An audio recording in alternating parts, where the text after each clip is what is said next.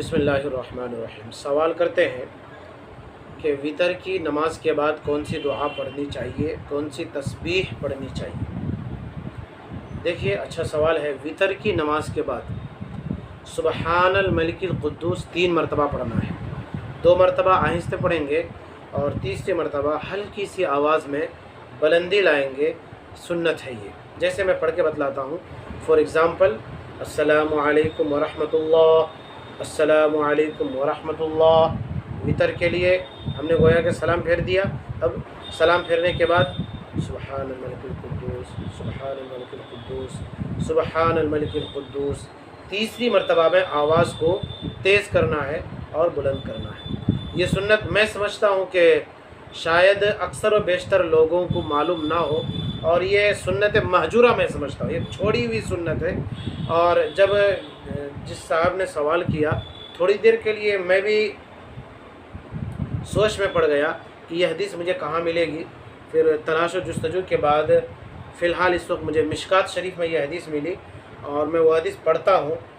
ان ابی بن کعب قال کان رسول اللہ صلی اللہ علیہ وسلم اذا سلم فی الوتر قال سبحان الملک القدوس۔ حضرت ابی بن کعب سے روایت ہے، کہتے ہیں اللہ کے رسول صلی اللہ علیہ وسلم جب سلام پھیرتے وطر میں تو کہتے سبحان الملک القدوس۔ یہ دعا مشکات شریف میں موجود ہے، صفحہ نمبر 112 ہے، جلد اول، کتاب الصلاۃ، باب الوتر، الفصل الثانی میں، اور الفصل الثالث سے صرف ایک حدیث اوپر، 1 یا 2 حدیث اوپر اس میں ہے رواہ ابو داؤد و نسائی۔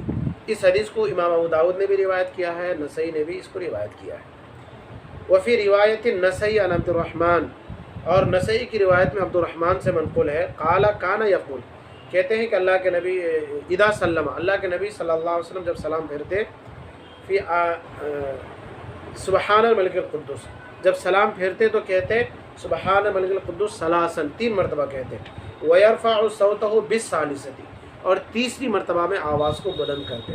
بہرحال وطر کی نماز میں سلام پھیرنے کے بعد 3 مرتبہ سبحان الملک القدوس کہنا مسنون ہے، یہ سنت طریقہ ہے، مسنون طریقہ ہے۔ اللہ ہم سب کو عمل کی